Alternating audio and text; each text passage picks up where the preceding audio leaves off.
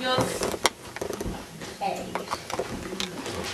Munoz! Come on, Aaron!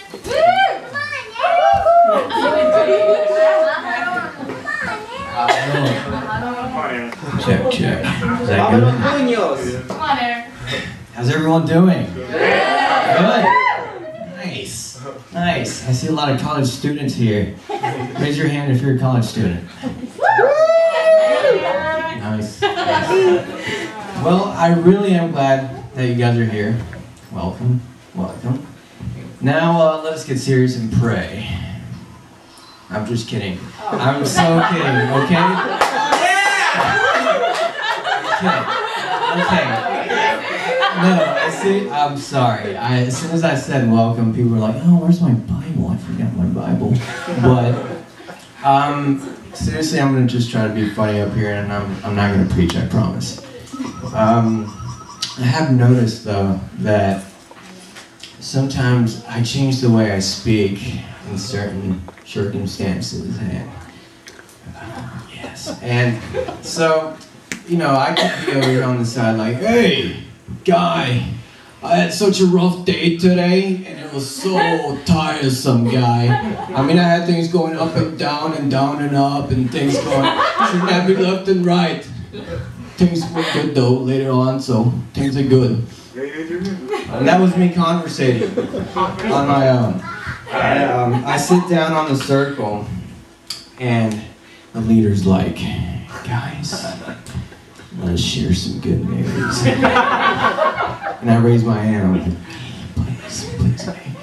And he's like, Aaron, are you ready? I'm ready. And so I think, and I reflect on my day, and I meditate, and I take a deep breath, and I say, guys, I am so encouraged. I had such a struggle today. It was such a battle. But my goodness, I am so much better. Life is amazing. It's so awesome. Amen. Thank you. Amen. Thank you.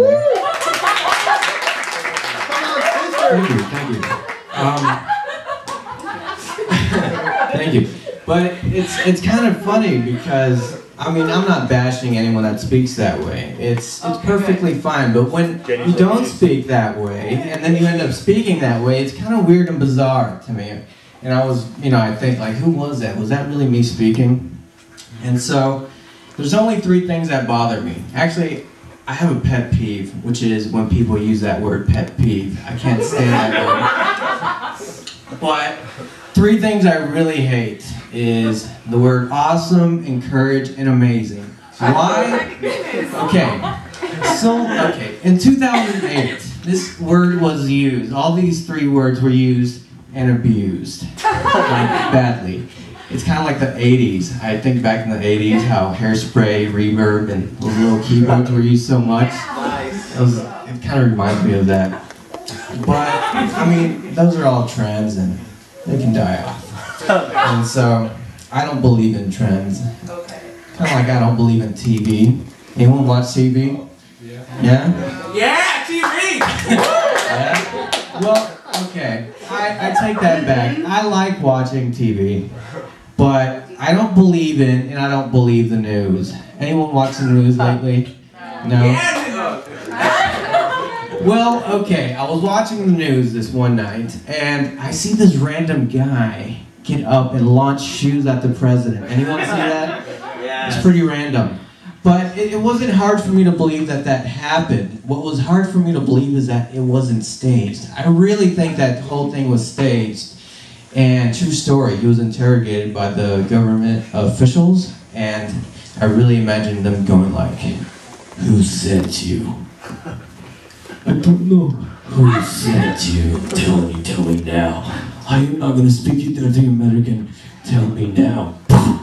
Tell me now. Alright, I give up. I'll see you then. They wanted higher rating. And that is why I only watch the news for the weather. Hasn't the weather been pretty exciting? No, I hate it. Seriously, I'm a miserable guy. I hate the heat and I hate the cold. And it's kind of funny because it's a true story. I woke up one day, I got out of my bed. My bed's a cover on the floor. That's my bed. And I get out of bed, and I want to check the weather. And I go to the window, and I peek out, and I see this dark gray sky, and some dead trees. And I touched the window, touched it with the back of my hand. I was taught that way as a child. And I feel that it's really cold, so I put on a few layers, and I put on my heavy leather jacket, and I brace myself as I go to the door, and I open it, and I feel this slap of cold wind on my face.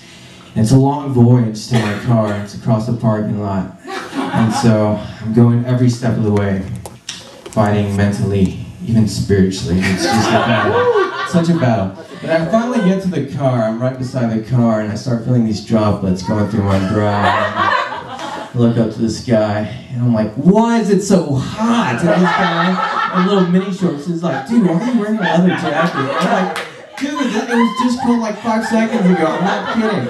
I'm like, dude, no, you see that. So, it's pretty crazy, the weather. It's unpredictable.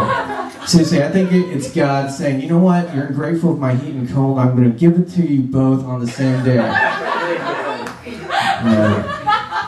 Now, I don't think that's it. That's too egocentric. How can the weather revolve around me?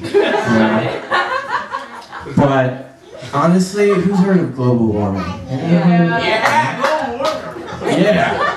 Well, that word has been used too much. They've made too much money off of that. But honestly, you can discard all those shenanigans. I've got 2 theories. I'm a professional theorist. I make theories as a living. And hold on. Yeah. My first theory is. My first theory is. I imagine these, heavenly realms, and there's this angel that's in charge of the weather, and he just recently retired. And I have this angel in training. He's like looking at this huge console. He's like, what button do I press? And he just starts pressing different buttons and whatnot. But then I think, no, I don't think angels really need training. It's pretty perfect up there. And so I was thinking, you know what? I think God is really bored right now.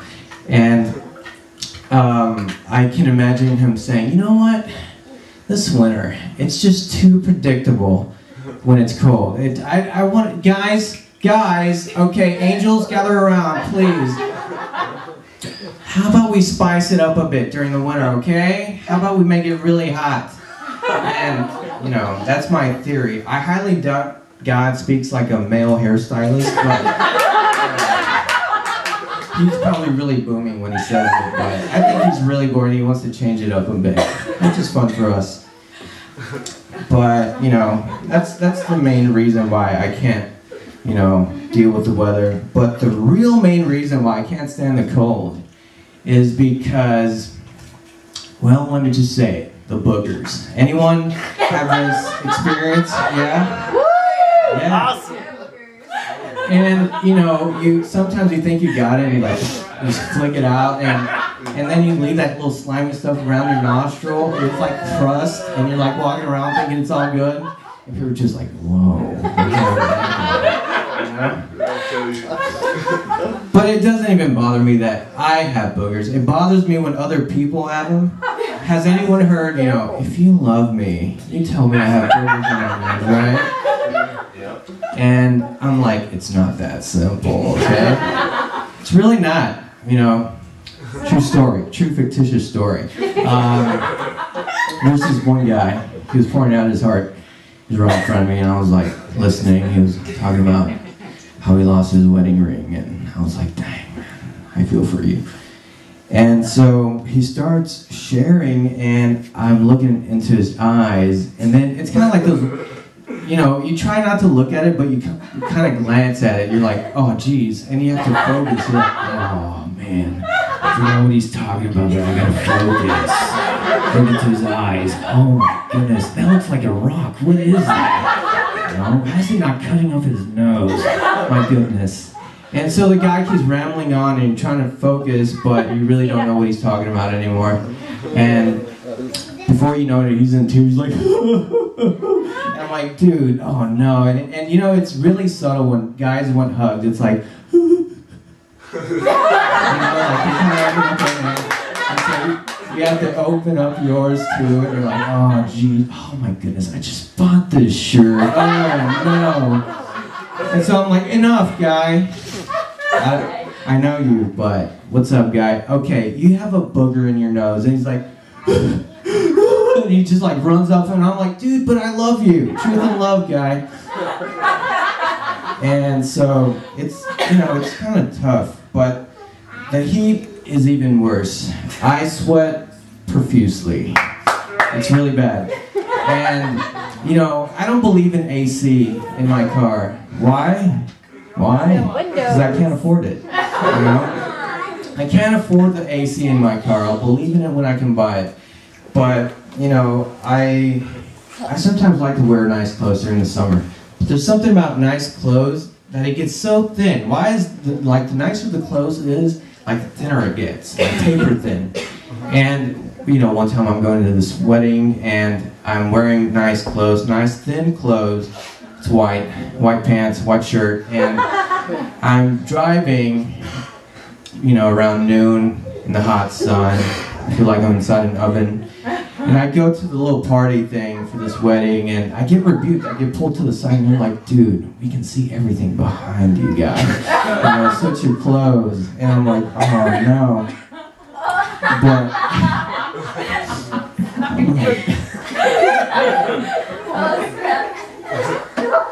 I got rebuked pretty bad that day.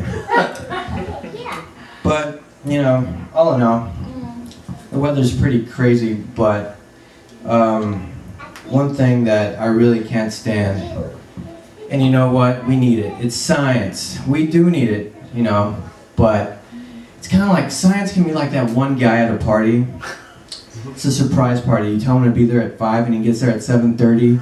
When the birthday boy is arriving, you ask the birthday boy, hey, is this a surprise party? And the birthday boy's like, oh, dude, I have a surprise party. Everyone like hates him because he just ruined everything. That's how I feel about science. And one time I spoke with this science guy. True story. Science man. I was like, hey, science man. He's like, oh, who are you? I said, I've got one question. I mean, I've been seeking truth, and there's something flawed about science. He's like, oh, preposterous. Now, for some reason, an angry science man has to be British, but I'm like, okay, you mean to tell me that I'm a complex monkey? Is that the answer to life? And he's like, oh, that's a overgrown statement of, you know, evolution. And I'm like, okay, guy, hold up. I'm trying to seek truth, and you're telling me that I can be a monkey. Like, that doesn't make any sense. He's like, listen here, boy. Science is about facts. And I'm like, dude, you haven't given me any facts about monkeys relating to me. And so I'm like, okay, one more question before I go. He's like, oh, this will be interesting. And I'm like, okay, tell me, why is it that farts are so funny? And he's like, what? And I'm like, tell me this, why is it our instinct to fart and laugh? And the guy's like, I don't know. And I'm like, exactly. See, forget creationism and all that stuff, astronomy. I think that my God has a humor, and he intellectually designed me to laugh after farts. You can't explain it with science, why we laugh. There's no way we gain anything by laughing at a fart, you know? And you know what? That really is awesomely, amazingly encouraging. Thank you guys, much love.